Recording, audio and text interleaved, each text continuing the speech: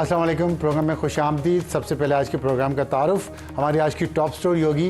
क्या नया बजट जो अनाउंस किया गया है परसों वो मईशत की समत दुरुस्त कर पाएगा या नहीं, इस पे हमें ज्वाइन करेंगे मिफ्ता इस्माइल साहब जो साबिक वज़ीर ख़जाना है, और उनके बाद शबर ज़ैदी साहब जो साबिक चेयरमैन हैं FBR के। उनसे बात करेंगे कि हुकूमत का ये दावा है कि ये बजट बहुत अच्छा है और इस पर लोग खुश हैं। ख़ास तौर पे हमने जो तनख्वाहदार तबके को रिलीफ दिया है और हमने जो एक्सपोर्टर्स को इंसेंटिव्स दिए हैं उससे एक्सपोर्ट्स बढ़ेंगी।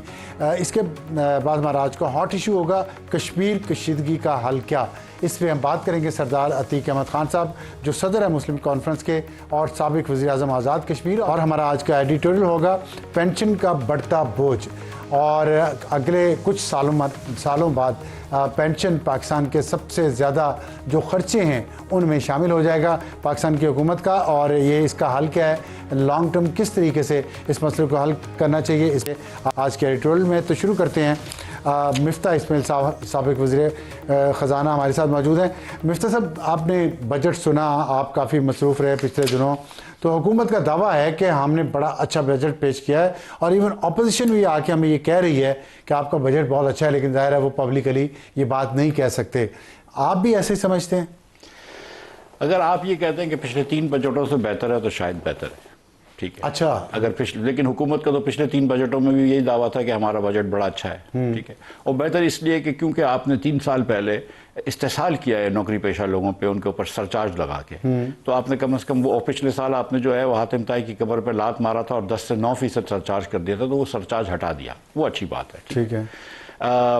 लेकिन जिस पस मंज़र में मैं देखना चाहता हूँ कि ये जो 4 साल हैं इसमें पाकिस्तानी गरीब हुए हैं, पर कैपिटा GDP इनकम जो है वो कम हुई है। जिस ग्रोथ रेट शहबाज शरीफ साहब अचीव कर चुके हैं उससे हर साल पॉपुलेशन ग्रोथ एवरेज पे ज़्यादा रही है। इन 4 सालों में 78% महंगाई आ गई है। इन 4 सालों में सरमायाकारी 1970 के बाद 1960 के बाद सबसे कम है, 60 के बाद 1980। और इन 4 सालों में जो पावर्टी है वो पिछले 10 सालों से बढ़ रही है और अब 10 सालों की हाईएस्ट है। पिछले 8 सालों से बढ़ी, 10 सालों की हाईएस्ट है। और हम अब मतलब पावर्टी बढ़ा दी हमने, ठीक है। आपकी अनएम्प्लॉयमेंट 21 साल के पीछे पे बड़ी हाईएस्ट है। सो आपका अगर ये काम है, मिसाल के तौर पे मैं ये समझता हूँ कि हुकूमत का अवलीन काम होना चाहिए गुर्बत ख़त्म करना, दोयम उनका काम होना चाहिए कि बेरोज़गारी को कम करें, मईशत का पहिया चले, और तीसरा काम होना चाहिए कि बरामदात को बढ़ाएं। आज बरामदात वहाँ पे हैं जहाँ 4 साल पहले थी, उनसे थोड़ी सी कम हो गई हैं, ठीक है। तो आप तो बजट क्या, हम इस तनाजुर में अगर देखें कि क्या ये बरामदात बढ़ाएंगी, क्या ये महंगाई कम करेंगी, क्या ये कोई रेडिकल रिफॉर्म्स कर रही हैं, तो उसका जवाब तो नहीं है। जो अभी भी अखराजात बढ़े हैं, पिछले इस साल आपने 13,000 अरब रुपया टैक्स लिया, अगले साल आप 15,225 अरब रुपया टैक्स लेंगे। आप कहते हैं रिलीफ दिए, लेकिन आपका टैक्स तो 2,225 रुपये से बढ़ रहा है, जो इन्फ्लेशन और ग्रोथ से ज़्यादा बढ़ा के बढ़ रहा है। इन्फ्लेशन और ग्रोथ से आप 14,500 पे पहुँचते हैं, आप 15,500 टैक्स ले रहे हैं।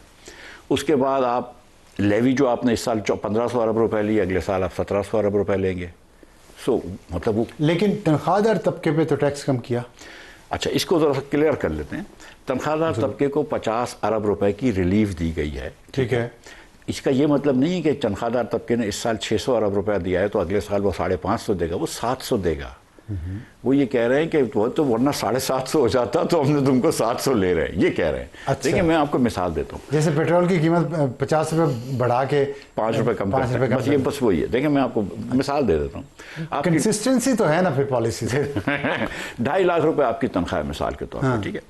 तो 2.5 लाख रुपए पे आज लग रहा था 20% टैक्स, 23% टैक्स, मैक्सिमम टैक्स, ठीक। उन्होंने उसको 20% कर दिया, बड़ी अच्छी बात है। लेकिन क्योंकि महंगाई हो रही है मुल्क में, तो 2.5 लाख वाले की तनख्वाह 10% बढ़ गई लेस से। महंगाई के तनासब से नहीं बढ़ी 11% इस महीने की, लेकिन आपने 10% बढ़ गई, तो अब उसकी तनख्वाह हो गई 2,75,000, वो चला गया 25% के रेट में। अच्छा, तो ठीक है। सो हुकूमत फिर भी तनख्वाहदार तबके से इस साल जो है वो अगले माली साल में 600 की जगह 700 अरब रुपए लेगी। तो अगर आप ये सोच रहे हैं कि तनख्वाहदार तबके को बहुत ज़्यादा रिलीफ दे दी, तो वो नहीं है। जो 70,000 दे रहा था वो शायद 65। तो फिर अमीर तबके को रिलीफ ज़्यादा मिला। जैसे ये 50 करोड़ तक सालाना आमदन के बिजनेस पर सुपर टैक्स खत्म, 50 करोड़ से ज़्यादा आमदन पर सुपर टैक्स 10% से कम होकर 8%। और आपने भी एक 1% CVT लगाया था, वो भी ख़त्म कर दिया। और ये वो तो मैं समझता हूँ ठीक किया, सीबीटी जो है तो आपका वो फैसला गलत था? मेरी गलती थी जी। बड़ी बात है, आपने ये बात नहीं, मैं उस वक्त मुझे let me enjoy this moment. आपका वो फैसला वजीर खजाना वो गलत था? बिल्कुल गलत था। इतनी ऑनेस्टी मैंने कम देखी अपनी लाइफ में। मतलब देखे ना, मतलब अगर हर चीज तो इंसान सीख नहीं कर सकता। नहीं ठीक है, मैं अप्रिशिएट करता हूँ। मैं तो मैं आई फील ऑनर्ड कि I am interviewing you on this.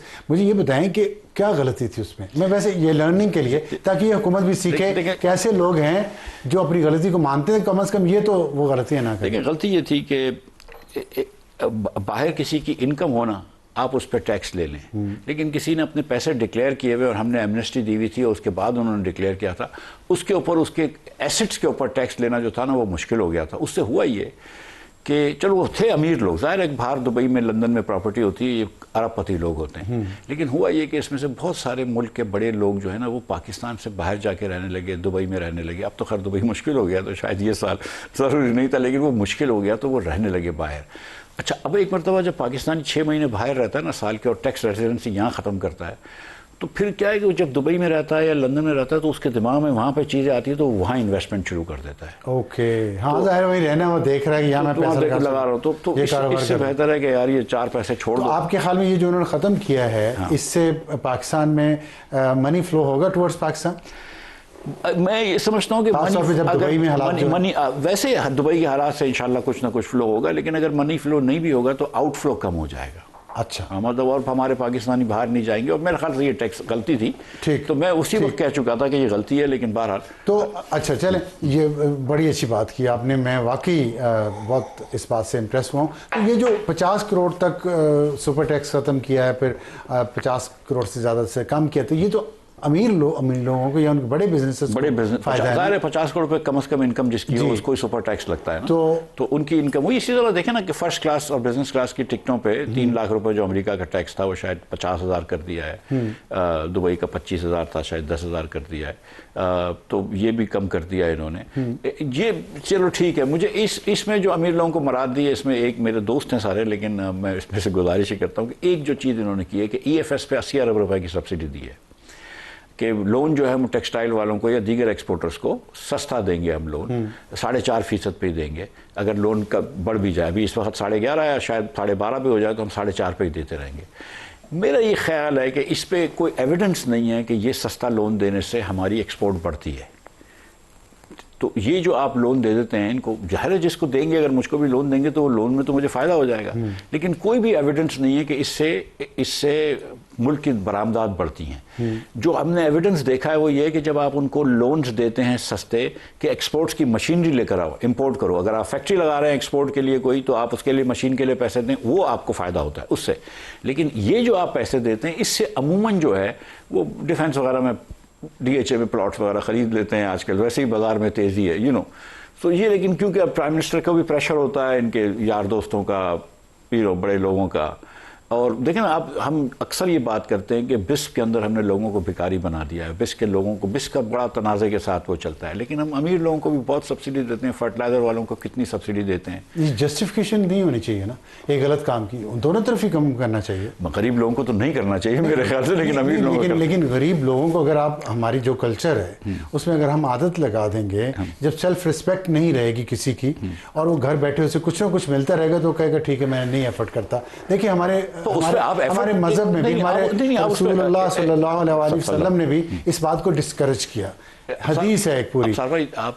मैं ये अमीरों को भी खत्म करें, लेकिन गरीबों को दे के, थोड़ा सा गरीबों को दे के बाकी अमीरों को देते रहें, ये तो मुनासिब नहीं। और अगर पहले खत्म करना है तो शायद रईस पहले गरीबों से, पहले अमीरों से। बिल्कुल ठीक है, मैं आपसे मुत्तफिक इस बात। अच्छा ये बताइएगा, 32 अरब डॉलर की एक्सपोर्ट्स का टारगेट है, 70 अरब डॉलर इंपोर्ट्स का टारगेट है, 42 अरब डॉलर रिमिटेंसेज है।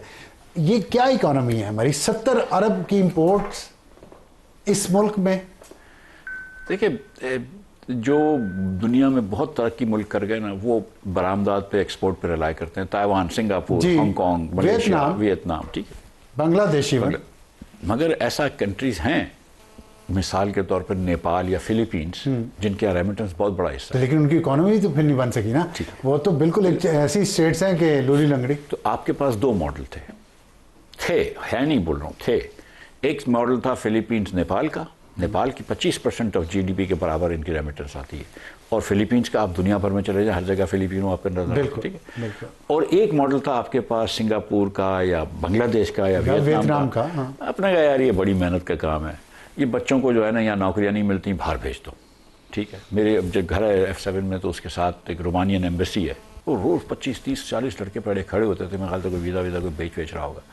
हम कोई बच्चों को यहाँ नौकरियाँ नहीं देते, ना तालीम देते हैं, तो फिर क्या करेगा? नहीं, देखिए अगर हम यहाँ पे बच्चों को नौकरियाँ दें, तालीम दें, तो जितनी तेज़ी से आबादी में हम इजाफा कर रहे हैं, पूरे का पूरा रूस और ईस्ट मिला के जितनी आबादी वो कंट्रीब्यूट नहीं करते, हम उससे ज़्यादा एक साल में कर देते हैं, तो वो तो जाएँ भी बाहर। लेकिन यहाँ पे तो इकॉनमी ग्रो करनी चाहिए। हम कोई मिक्स मॉडल नहीं बना सकते थे सर, देखें कि जिसमें बाहर भी लोग जाएं लेकिन यहाँ भी जॉब्स क्रिएट करें। देखिए सर, 20 साल से पाकिस्तान एक तनज़्ज़ुली का सफ़र कर रहा है, माशी तनज़्ज़ुल, ठीक है। हम हिंदुस्तान से इस सदी के शुरू में अमीर हुआ करते थे। हाँ। मैं जब पहली मरतबा हिंदुस्तान गया हूँ 94 में, 2 ही मरतबा गया हूँ, दोनों 90 की दिहाई में, तो हिंदुस्तान तो सीरियसली गरीब था जी। मतलब बम्बई में तो रोड पर लोग सो रहे हैं और बड़ा मतलब हाल था। अब वो भी हमसे अमीर हो गया, कितना बांग्लादेश हमसे अमीर हो गया, हम तो रह गए। तो अब हमने ये सोचना है कि यार अगर बच्चों को तालीम देंगे, अभी भी सोचना है या कुछ करना है? भाई मेरी बात सुने ना आप, तो यही मेरा जो बजट के ऊपर जो मेरा जो है बात, और मेरा जो मुकदमा है मुस्लिम लीग के खिलाफ, इस हुकूमत के खिलाफ, वो यही है ना कि आपको पता है कि 20 साल से हम तनज़्ज़ुली का सफ़र है। आप कर सकते थे कुछ अगर आप रिफॉर्म्स करते, ठीक है। ये कोई नए काल के बच्चे तो नहीं है ना, काके नहीं है ये लोग, ठीक है। ये बुढ़े लोग हैं। क्यों नहीं कर रहे हैं? बुढ़े भी जो हमारे वज़ीर ख़ज़ाना तो बड़े पढ़े लिखे, पूरी दुनिया देखी हुई है, उन्हें दुनिया में जो कुछ होता है नज़र आया है, यहाँ क्यों नहीं कर पा रहा है? देखें ना, मतलब अब मुझे ये तो क्यों का तो मुझे जवाब नहीं पता है, लेकिन मुझे प्राइम मिनिस्टर साहब के साथ मैं क्योंकि काम कर चुका हूँ, उनकी तो सोच ही नहीं है। उनकी तो सोच है कि हर चीज़ रियासत के कब्जे में होनी चाहिए। अच्छा, स्टेटिस्ट हैं, आप पंजाब में भी देख लीजिए, यहाँ पे भी देख लीजिए ना, आप निचकारी की तरफ जा रहे हैं ना, हुकूमत छोटी कर रहे हैं। देखिए आइडिया ये होना चाहिए कि हम 20% से ज़्यादा लोगों से टैक्स नहीं लेंगे, 25% से ज़्यादा कंपनियों से टैक्स नहीं लेंगे, इतने रुपए से ज़्यादा लेवी नहीं लेंगे, और इतना हमारा रेवेन्यू बनता है। अब ये हमारी चादर है, हम इसमें पैर फैलाएंगे, ठीक। हम यहाँ पे पहले हिसाब करते हैं कि नहीं हमने ये भी करना है, हमने वो भी करना है, 2 करोड़ रुपये रोज़ के सदारती घर पे खर्च करने हैं, 1 करोड़ रुपया रोज़ का, तो फिर बहुत शुक्रिया मिफ्ता इस्माइल साहब हमसे बात करने का। और अब हमें ज्वाइन करेंगे शबर जैदी जो साबिक चेयरमैन FBI हैं। बहुत शुक्रिया शबर जैदी साहब हमें ज्वाइन करने का। बजट आपने देख लिया होगा, सुन लिया होगा, इस पे बहुत सारे तबसरे हो रहे हैं। हुकूमत का ये दावा है कि ये बजट बहुत अच्छा है और हमने ख़ास तौर पे सैलरीड क्लास को जो टैक्स रिलीफ दिया है वो बहुत बड़ा कारनामा है। इसके अलावा भी बहुत सारे उन्होंने टैक्स रिलीफ दिए हैं। 50 करोड़ तक सालाना आमदन के बिजनेस पर सुपर टैक्स ख़त्म कर दिया। क्रेडिट डेबिट कार्ड का बैरून मुल्क इस्तेमाल पर टैक्स 5% से कम होकर 0.5% आ गया। और इसके अलावा बैरून मुल्क असासे रखने पर कैपिटल वैल्यू टैक्स भी ख़त्म कर दिया। ये सारी जो टैक्स ख़त्म किए हैं शबर जैदी साहब, इससे पाकिस्तान में आम आदमी की हालत बेहतर होगी। बिस्मिल्लाहिर्रहमानिर्रहीम। अफसर आलम साहब बहुत शुक्रिया। पहले तो मैं ये बता दूं कि तकरीबन 30 साल से ज़्यादा का अरसा गुज़रा है कि बजट की नशरियात में मैं नहीं नज़र आया, आपको होगा किसी जगह पे भी, शायद आपके साथ जो मैं बात कर रहा हूँ ये मेरा पहला लाइव डिस्कशन है जो आपके साथ आपसे आपकी इज़्ज़त की वजह से, आपके मकाम की वजह से मैंने एक्सेप्ट कर लिया कि मैं आपसे बात करूं। और ये जो मैं आपके सामने नहीं आया, बहुत शुक्रिया, बहुत शुक्रिया, पब्लिक के सामने नहीं आया, उसकी वजह ये थी कि मैं पाकिस्तान की नौजवान नस्ल को कोई ऐसी बात नहीं करना चाहता कि वो किसी मायूसी के दायरे में चली जाएं, मगर हकीकत ये है कि अवाम, चाहे वो अवाम हो चाहे वो ख़वास हो, मैं अब इस नतीजे पे पहुंचा हूँ कि ना हम सच कहना चाहते हैं और ना सच सुनना चाहते हैं। और आपने मुझे कहा, आपने 3-4 मुझे मिसालें दी कि ये चीज़ें हुई और अवाम के लिए एक अच्छा बजट आया। मैं इस पर कमेंट नहीं करना चाहता, मगर जब पाकिस्तान इकनॉमिक सर्वे आया था एक दिन पहले, तो मैं जब उसको पढ़ रहा था तो मैं उसकी अंग्रेज़ी पढ़ के ये कह रहा था कि अगर आप 76 साल के पाकिस्तान इकनॉमिक सर्वे पढ़ें और जो उसमें पाकिस्तान के लिए कोशिशों की कामयाबी का जिक्र है, अगर वो सच होता तो आज पाकिस्तान की हालत चाइना और अमेरिका से बेहतर होती। तो 76 साल से हम झूठ लिख रहे थे, लिखते हैं हर साल। झूठ तो नहीं कहना चाहिए, एक ख़ास तरीके से लिखते हैं। और वो आप कोई 47 से लेकर आज तक का इकोनॉमिक सर्वे उठा लें, हर इकोनॉमिक सर्वे ये कह रहा होता है कि बड़ा अच्छा साल आ गया, बस अब आखिरी 2 दिन रह गए हैं, 2 दिन के बाद बस पाकिस्तान तमाम मसाइल से ख़त्म हो जाएगा। अब पहले में जो आपने बातें की, मैं 3-4 उसका जवाब देना चाहता हूँ। देखिए, मिफ्ता इस्माइल साहब ने तीन काम किए, और जब उसको आए तो हमने उनकी शदीद मुखालफत की कि भाई ये क्या कर रहे हैं आप। एक उन्होंने काम किया कि प्रॉपर्टी पर चाहे मैं इस्तेमाल करूं या नहीं करूं 7E का टैक्स लगा दिया, जिसको गवर्नमेंट ने नहीं हटाया बल्कि फेडरल कॉन्स्टिट्यूशन कोर्ट उसको गैर आइनी करार दे दिया, उसको गवर्नमेंट ने ख़त्म कर दिया। दूसरी बात उन्होंने ये की कि सुपर टैक्स लगा दिया 10% का, जो बिल्कुल नाजायज़ था, अभी भी नाजायज़ है। आप कह रहे हैं कि इस पर ख़त्म कर दिया, वो ख़त्म करना नहीं है, वो तो 0 होना था, उसको उन्होंने 10 से 8 कर दिया।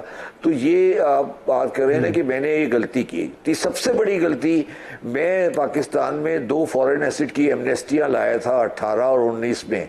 ये सारे पैसे जब पनामा लीक के बाद पाकिस्तान में मैंने सेमिनार किए, लॉ लाया, इमरान खान के ज़माने में लॉ लाया, 18 में नवाज शरीफ के कहने पे कानून लाया कि पनामा लीक में लोग पैसे ले आएँ। हमने गारंटी दी लोगों को कि आप पैसे ले आएँ, हम कोई टैक्स नहीं लगाएंगे, इस पैसे पे कोई टैक्स नहीं लगाएंगे।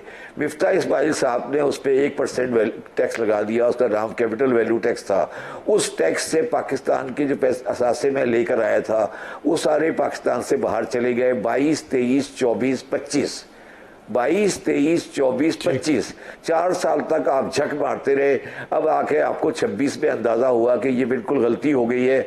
जब सारे पैसे बाहर चले गए, अब आपने कैपिटल वैल्यू टैक्स ख़त्म कर दिया। तो मैं ये बात, इसलिए अफसर आलम साहब, मैं ये सारी बातें करना नहीं चाह रहा था, इसलिए मैं आ नहीं रहा था पब्लिक में। तो ये बात है। दूसरी बात ये है कि 83 ट्रिलियन का पाकिस्तान का इस वक्त, और आप जितनी बजट की जितनी डिस्कशन सुन रहे होंगे उसमें आपको सब ये कह रहे होंगे कि जी हमारा प्राइमरी सरप्लस है, प्राइमरी सरप्लस है। आम आदमी को प्राइमरी सरप्लस का कब भी नहीं पता कि प्राइमरी सरप्लस क्या होता है। अच्छा जी, अगर आप देखें तो 5000 बिलियन का आपने प्रॉफिट कमा लिया नॉन टैक्स रेवेन्यू से। ये जो 5000 बिलियन का आपने टैक्स कमाया है नॉन टैक्स रेवेन्यू से, ये जो टैक्स है इसमें से बल्क प्रॉफिट जो है वो स्टेट बैंक ऑफ पाकिस्तान का प्रॉफिट है। उस पैसे पर जो स्टेट बैंक ऑफ पाकिस्तान ने बैंकों को दिया हुआ है, जो इस वक्त तकरीबन 15 खरब रुपए है। तो आपने एक ट्रांजैक्शन की जहां स्टेट बैंक ने बैंकों को दिया, बैंकों से आपने ले लिया। अब मैं क्या इससे ज्यादा कुछ कहना नहीं चाहता, मैं क्या आपको समझाऊं और क्या आपसे इस बात करूं। 83 ट्रिलियन का कर्जा है जिसके ऊपर तकरीबन 10% का इंटरेस्ट है, और आप ये कह रहे हो कि आपने मुल्क को डिफ़ॉल्ट से निकाल दिया। हाँ, डिफ़ॉल्ट से निकाल दिया। डिफ़ॉल्ट उनकी कमिटमेंट्स पे डिफ़ॉल्ट नहीं हुआ, मगर अवाम के साथ डिफ़ॉल्ट हो गया, क्योंकि उनके तमाम तरक्याती प्रोग्राम रुक गए, PSDP रुक गया, आपका इनडायरेक्ट टैक्सेस बढ़ गया। तो डिफ़ॉल्ट तो अवाम के साथ हो गया ना, बैंकों के साथ डिफ़ॉल्ट नहीं हुआ, अवाम के साथ डिफ़ॉल्ट कर दिया। ठीक, ये अच्छा, ये बात बताओ अफसर आलम साहब, ये किसी इस गवर्नमेंट की बात नहीं है, ये हमारी बदकिस्मती है कि ये सारी बातें लोगों को समझ नहीं आती। अच्छा, जैसे ये बताइएगा, आपने जो बदकिस्मती हमारी बात की है, इस पे मुख्तसरन ये बताएं कि क्या करना चाहिए पाकिस्तान को या हुकूमतों को कि हमारी कोई समत जो है वो दुरुस्त हो जाए और इकॉनमी बेहतर होना शुरू हो जाए। कोई 3 या 4 मेजर स्टेप्स जिस पे तमाम सियासी जमातें, तमाम पावर के मराकज़ जो है मुत्तफिक हों और फिर हम आगे बढ़ सकें।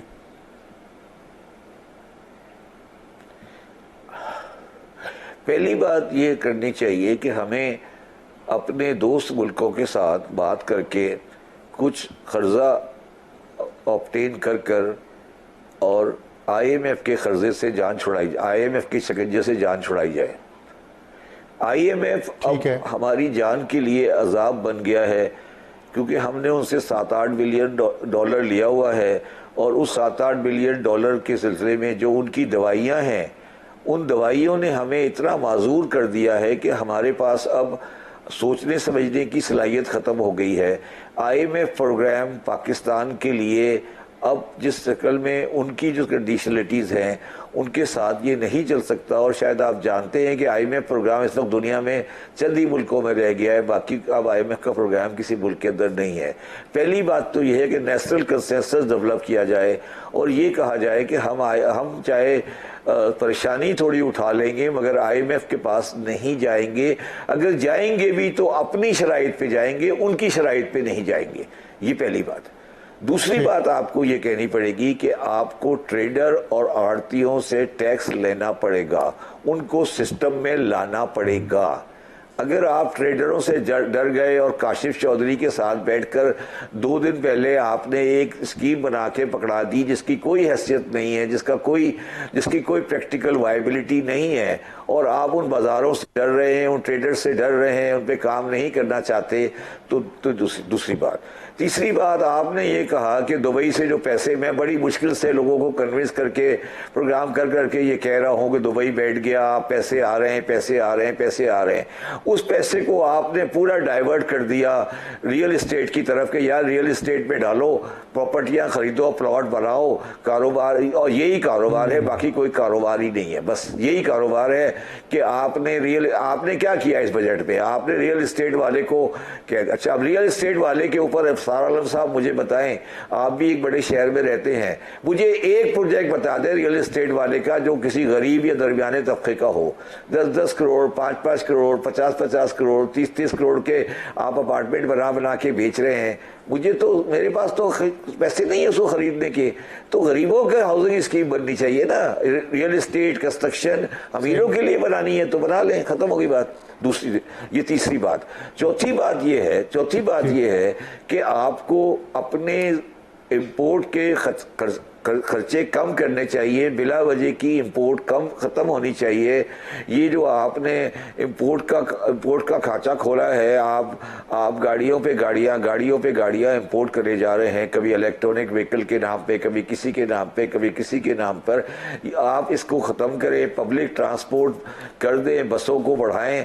तो बात ये नहीं है, बात ये है। और आखिरी बात कि आप बैंकों के साथ एक डील करें और उनका आपने बैंकों का हनीमून लगाया हुआ है, इस पब्लिक डेट के थ्रू इस डेट को ख़त्म बंद करें। ये जो आप बैंकों को 10% का इस वक्त बैंकों ने 42 खरब रुपए दिए हुए हैं गवर्नमेंट ऑफ पाकिस्तान को, जिस 42 खरब पर वो 10% का इंटरेस्ट कमा रहे हैं। और उसमें से चलो अगर वो 50% टैक्स भी दे देते हैं तो बाकी तो गवर्नमेंट ऑफ पाकिस्तान वो किस बात के पैसे हैं, वो सारे पैसे जा रहे हैं, वो सारे पैसे जा रहे हैं, वो रुपया घूम रहा है, उसमें अवाम का कोई फायदा नहीं होता। तो बैंकों के साथ बात करें और ख़त्म करें इस किस्से को, और इस पब्लिक डेट को हैंडल करें, इसको मैनेज करें। ये इस तरह से ये नहीं चल सकता जी। ठीक है शबर जैद साहब, बहुत शुक्रिया, आपने कुज़े में बंद किया, लेकिन हमारे पास वक्त इतना ही है। उम्मीद थी कि और ज़्यादा भी बात करेंगे इंशाल्लाह नेक्स्ट टाइम। वक्त एक ब्रेक के बाद वापस आएंगे तो हमारा आज का हॉट इशू प्रोग्राम में दोबारा खुश आमदीद। वक्त तो आया है हमारे आज के हॉट इशू का, और आज का हॉट इशू है कश्मीर कशीदगी का हल क्या। हमें ज्वाइन किया है सरदार अतीक अहमद खान साहब, जो साबिक वज़ीर-ए-आज़म हैं आज़ाद कश्मीर के और सदर हैं मुस्लिम कॉन्फ्रेंस के। बहुत शुक्रिया सरदार साहब हमें ज्वाइन करने का। ये मेहरबानी, बहुत मेहरबानी। सबसे पहले तो ये फरमाइएगा कि इस वक्त कश्मीर में आपके पास क्या इतलात हैं, क्या सिचुएशन इस वक्त है वहाँ पे ऑन द ग्राउंड, ख़ास तौर पे रावलाकोट, कोटली, मीरपुर और मुजफ्फराबाद में। जी अफसार साहब, बहुत शुक्रिया आपका। मैं कश्मीर पर बात करने से पहले आपके ज़रिए सारी कौम को ये जो अमेरिका ईरान एग्रीमेंट हुआ है इस पर मुबारकबाद देना चाहता हूँ कि हमारे दुश्मन साल हर साल से हमें दहशतगर्द मुल्क करार देने की कोशिशों में मसरूफ़ थे, और आज हम दुनिया में पीस कीपर के तौर पर, अमन के पैगंबर के तौर पर, चैम्पियन के तौर पर दुनिया ने हमें कबूल कर लिया है। तो मैं शहबाज शरीफ साहब को, फील्ड मार्शल साहब को और सारी पाकिस्तानी टीम को और कौम को मुबारकबाद देना चाहता हूँ और अल्लाह का शुक्र अदा करता हूँ। आज़ाद कश्मीर के हालात गुज़श्ता दिनों से कशीदा चले आ रहे हैं। सारे इलाकों का आपने जिक्र किया है। मुजफ्फराबाद डिवीज़न में सूरत हाल नॉर्मल है। पुंछ के बाद इलाकों में भी कोटा है, अब्बासपुर है, बाद इलाकों में कोई मामूल के ख़िलाफ़ एक्टिविटी नहीं है और लॉ एंड ऑर्डर मेंटेन करने में इस वक्त तक कामयाबी से आगे चल रही हैं। लेकिन आपने अपने इंट्रो में दो तीन बहुत खूबसूरत बातें, सारी बहुत अच्छी बातें की हैं कि क्या इस बात का किस चीज़ से कोई ताल्लुक़ हो सकता है। अब उस पर गौर करने की ज़रूरत है। लेकिन ये बात देखने वाली है कि क्या ये बातें सिर्फ़ आटा चीनी चावल के गिर्द घूमती हैं या इसका किसी और बात के साथ ताल्लुक़ है। मैं बिल्कुल, बहुत अच्छी बात आपने की कि हिंदुस्तान में जो कुछ किया गया, हिंदुस्तान के ज़ेर कब्ज़ा इलाके में 370 और 35A एब्रोगेट करने की सूरत में, वो यकीनन एक बड़ी मनसूबाबंदी का हिस्सा है और 4-5 साल तक नरेंद्र मोदी उस पर इंतखाबी मुहिम में गुफ्तगू करते रहे। यकीनन उन्होंने साथ साथ इसके बाद इस बात का भी एहतमाम किया होगा कि बाकी इलाकों में क्या होना चाहिए और इसके नतीजे में कहाँ से रेसिप्रोसिटी आए और कहाँ से उन्हें बेल आउट होने का मौका मिले, वगैरह वगैरह, जो कुछ भी उस वक्त हालात थे। तो आप अगर देखें तो ये सारा सिलसिला उसी के साथ जुड़ा हुआ है और उसके ताने बाने बिल्कुल उसी के साथ हैं कि ख्याल ये था कि आज़ाद कश्मीर को, GB को डिस्टेबलाइज़ किया जाए, आइडियोलॉजिकली, पॉलिटिकली अफरा तफरी का शिकार किया जाए। और उसके लिए पिछले कुछ अरसे से जो एक्टिविटी शुरू हुई सोशल वेलफेयर, इसके पब्लिक वेलफेयर के हवाले से मुतालबात लेके, वो बढ़ते बढ़ते ऐसी जगह चली गई कि जहाँ लॉ एंड ऑर्डर का मसला पैदा हो गया। सरदार साहब, ये फरमाइएगा, हम तो देखते रहे सारी उम्र कि कश्मीर में, श्रीनगर में पाकिस्तान के झंडे को चूमा जाता है और शहीदों का जनाजा पाकिस्तान के झंडे में लपेट के दफनाया जाता है। देखिए, मैं बिल्कुल आपसे गुजारिश करूँ कि मकबूजा जम्मू हो, श्रीनगर हो, लद्दाख हो, कारगिल हो, लेह हो, आज़ाद कश्मीर हो, माजरी जम्मू और कश्मीर हो, आप जहाँ अब अफसार साहब कदम रखेंगे, हाथ रखेंगे, वहाँ से आपको पाकिस्तान के लिए इज़्ज़त आबरू जान माल की कुर्बानी दिखाई देगी। आप उस शख्स के फर्जंद हैं जो मुजाहिद अव्वल थे, सरदार अब्दुल क़य्यूम मरहूम साहब। आप जैसे लोगों को अब ये नौजवान नस्ल क्यों नहीं सुनती? सियासी जमातों की नाकामी नहीं है? जी, मैं आपकी बात से बड़ी हद तक इत्तेफाक करता हूँ, लेकिन मेरी इतनी गुजारिश ज़रूर ज़हन में रखिएगा कि रियासत जम्मू कश्मीर के चप्पे चप्पे पर एक नज़रियाती सियासत मौजूद है और वो नज़रिया है नज़रिया इलाके पाकिस्तान, और जिन मुजाहिद अव्वल का आपने जिक्र किया उनका दिया हुआ कश्मीर बनेगा पाकिस्तान का नारा पिछले चंद सालों में उनको कमज़ोर किया गया, उनको दीवार के साथ लगाया गया, उनको इतना स्पेस उनका शरीक कर दिया गया। दूसरी तरफ इनको मुसलसल स्पेस दे के, मैं इल्ज़ाम नहीं देता, मैं परसों कमरज़मान कायरा साहब मोहतरम ने बड़ी खूबसूरत बात की, मुझे थोड़ी सी तसल्ली हुई। उन्होंने कहा जी कि बाद नाजायज़ बातें भी थी जो हमने मानी है। बिल्कुल मैं इस बात इत्तफाक करता हूँ। इतना स्पेस दिया गया कि इनको हीरो बनाकर पेश कर दिया गया, यानी 17 कत्ल आपने माफ़ कर दिए कि FIR फ्रीज कर दें, 177 FIR आपने फ्रीज कर दी कि अरब रुपये की माफ़ कर दें। इतना स्पेस जब किसी को आप देंगे तो उस वक्त पॉलिटिशियंस और पॉलिटिकल जमातें और असेंबली और हाई कोर्ट और सुप्रीम कोर्ट इदारे और सदर और वज़ीर आज़म कैसे रेलिवेंट रहेंगे? ये सारी बातें ताज़ा रिकॉर्ड पर मौजूद हैं कि 370 और 35A के उसके जवाब में यहाँ पे क्या किया गया। सिक्योरिटी काउंसिल के अफसर साहब 3 इजलास हुए सिक्योरिटी काउंसिल के, और उन्होंने अपनी पोजीशन को रीइटरेट किया कि कश्मीर मुतराज़ा इलाका उससे हल तलब है। लेकिन हमने उसके जवाब में क्या किया कि बत्तियाँ लगा दी, यहाँ के हम कैलेंडर गिन रहे हैं कि 15 दिन हो गए, तो 1.5 महीने हो गया, तो फलाना हो गया, तो कोई बात हमने एक बयान काबिल जिक्र मेरे इल्म में तो कम से कम नहीं है। आप मीडिया के बहुत बड़े तो सरदार साहब, अभी जो सिचुएशन है, मोदी का एजेंडा जो पूरा किया जा रहा है और यहाँ पे कश्मीर कॉज को कमज़ोर किया जा रहा है, आपका क्या सियासी? देखिए ये देखिए जो बात आपने कही, मैं 200% इसकी तायद करता हूँ। और हमने शुक्र है खुदा का, मैं रिकॉर्ड पे हूँ, मैं बाद में आपसे शेयर कर लूँगा। इनके बाहर निकलने से 2-3 महीने पहले 23 अगस्त को 10-12 हज़ार आदमी के मजमे में नीलाबाड में मैंने तकरीर की 23 अगस्त 2023 को, वो मैं आपसे शेयर करता हूँ। आप देखिए कि मैंने कहा कि एजेंडा बज़ाहिर मुतालबात जायज़ है, लेकिन हिकमत अमली 100% गलत है। देखियो है क्या इस वक्त सूरत हाल ये है कि फील्ड मार्शल की वजह से, पाकिस्तान की सियासी क़यादत की वजह से सारी दुनिया में पाकिस्तान की नेकरामी है और पाकिस्तान का ग्राफ ऊपर चला गया। अब ये जो माहिदा भी आपने बताया खबर दी है, इससे और पाकिस्तान को 4 चांद लगा दिए। इस वक्त सिर्फ दुनिया में इसराइल और हिंदुस्तान 2 ऐसी जगह थी जहाँ से पाकिस्तान के खिलाफ बात आ रही थी। सरदार साहब, ये उस वक्त है जब खबरें आ रही हैं कि इसराइल की फ़ौज लद्दाख में ट्रेनिंग कर रही है लड़ाई के लिए और इंडियन आर्मी को भी ट्रेन कर रही है। तो मुझे ये बताएं कि ये आपने कहा इनके मुतालबात जायज़ से, तरीका ठीक नहीं था। जो मुतालबात जो भी थे जायज़ है या नाजायज़ है, वो तो मान लिए गए हैं। कश्मीर के लोगों से पाकिस्तानी की जो मोहब्बत है वो कोई छुपी हुई तो नहीं है। हर जगह पाकिस्तान में वेलकम किया जाता है, हर जगह उनको बराबर का शहरी समझा जाता है। जो हमारे साथ प्रॉब्लम है उनके साथ भी हैं, लेकिन हमारे साथ भी हैं। और दूसरी तरफ के लोग अभी की तरह गुजारिश है कि एक जुमला मैं आपसे गुजारिश करूं कि आपने लद्दाख में इसराइली फ़ौज का जिक्र किया है। आज तीसरा हफ्ता है, ये 2 कदम पे राजौरी में हिंदुस्तान के साथ इसराइल की फ़ौज की बहुत बड़ी तादाद मौजूद है, जिन्होंने मफरूज़ा ये बनाया कि 2 मुजाहिदीन क्रॉस कर गया, उनको तलाश कर रहे हैं, लेकिन असल में वो आज़ाद कश्मीर की सूरत हाल का जायज़ा ले रहे हैं। बिल्कुल 2 कदम पे बैठे हुए हैं। लद्दाख तो फिर 4 कदम के फासले पर है।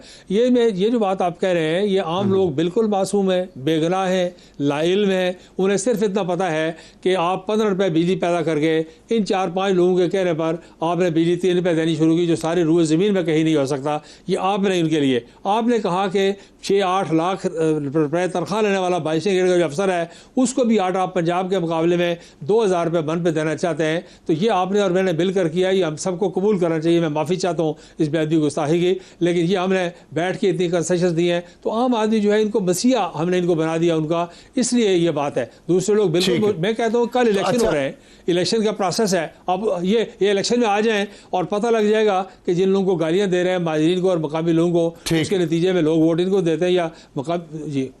ठीक, सरदार साहब आखिर में ये फरमा दें कि आपके ख्याल में हल क्या है इस सारे मामले का? इसका एक तो हल ये है कि मासूम और बेगुनाह लोगों की जान माल इज़्ज़त आबरू का ख्याल रखा जाए, उनको अलग किया जाए। और जो लीडरशिप ग्रुप है, ड्राइविंग फोर्स है, वो जब तक इन सारी बातों की तलाफ़ी नहीं करते कि उन्होंने जो है वो पाकिस्तान को, अफवाज पाकिस्तान को, तहरीक आज़ादी के कायदीन को और सारे निज़ाम को जो कंडेम किया है, उसकी तलाफ़ी ना करें जब तक, और उस वक्त तक जो स्टेट की रिट है उसको बहाल करने पर स्टेट को कोई कॉम्प्रोमाइज़ नहीं करना चाहिए। और 12 माजरीन की सीटें जो हैं बिल्कुल रेड लाइन एरिया है। ये एक्ट 74 पे जाना चाहते हैं और उसके बाद एक तमाशा बने। तो मैं समझता हूँ कि बिल्कुल ये बात समझनी चाहिए कि ये एजेंडा पाकिस्तान से बिल्कुल। बहुत शुक्रिया सरदार अतीक साहब हमें ज्वाइन करने का। अब वक्त है ब्रेक का, ब्रेक के बाद वापस आएंगे तो हमारा आज का एडिटोरियल।